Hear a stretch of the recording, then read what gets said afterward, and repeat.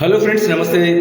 Welcome back to my YouTube channel. So my dear friends, వివిధ పార్టీల గుర్తులతో B Pharm తీసుకొని ఈ మున్సిపల్ ఎలక్షన్లో బరిలో నిలిచినటువంటి యువ నాయకులతో పాటు అలాగే స్వతంత్ర అభ్యర్థులు ఏదైతే మీ రాజకీయ భవిష్యత్తు తెలుసుకోవడానికి మీరు సహాయశక్తులా కృషి చేస్తున్నటువంటి యువ నాయకులకి అందరికీ ఆల్ ద బెస్ట్ చెప్తూ, అలాగే ఎంతోమంది నిరాశ చెందుతున్నటువంటి సీనియర్ నాయకులకి ఒక చిన్న సలహా చెప్తున్నాను.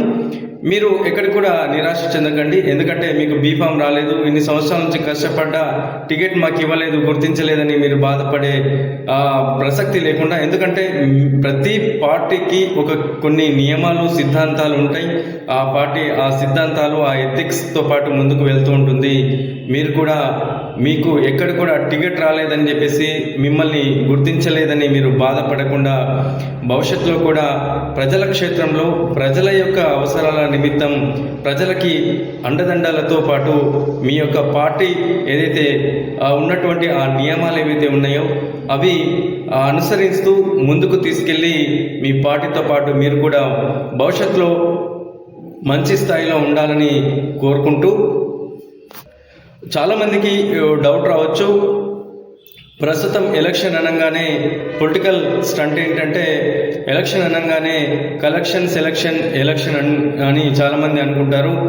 సరే, ఏదేమైనప్పటికీ కొన్ని పార్టీలు అలాంటి సిద్ధాంతాలు అనుకరిస్తున్నటువంటి ఆ పార్టీలు ఉన్నప్పటికీ మీ పార్టీ నిర్దేశించినటువంటి ఏదైతే మీకు చూపించినటువంటి మార్గంలో మీరు ముందుకు వెళ్తూ ఉండాలి. పార్టీని బలోపేతం చేస్తూ ప్రజాక్షేత్రంలో ప్రజలను కూడా చైతన్యవంతులుగా చేయాలి. అలాగే ప్రజలకు ఏదైతే అభివృద్ధి కార్యక్రమాలు ఉన్నాయో అభివృద్ధిని ముందుకు తీసుకెళ్ళాలి. ఎక్కడ కూడా మీరు నిరాశ చెందకుండా, నిరుత్సాహపడకుండా పార్టీ చెప్పినటువంటి నియమాల్ని మీరు అనుసరించండి. ఎందుకంటే ఎవరి విలువ ఎప్పుడు మారుతుందో మనకు తెలియదు. దీనికి బెస్ట్ ఎగ్జాంపుల్ ఏంటంటే, మార్నింగ్ మనం ప్రతిరోజు చూసే న్యూస్ పేపర్ విలువ ఉదయం 10 రూపాయలు ఉంటే అదే న్యూస్ పేపర్ విలువ సాయంత్రానికి 1 కిలో 10 రూపాయలు పలికే అవకాశం ఉంటుంది.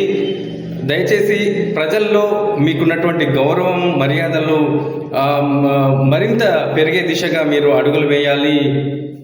ఎలక్షన్ డబ్బుతో ముడిపడి ఉంటుంది కాబట్టి మీ ప్రాంతంలో మీరు నిలబడి ఉన్నటువంటి అభ్యర్థులు కులమత వర్గ ప్రాంతాలకి అలాగే విభేదాలకి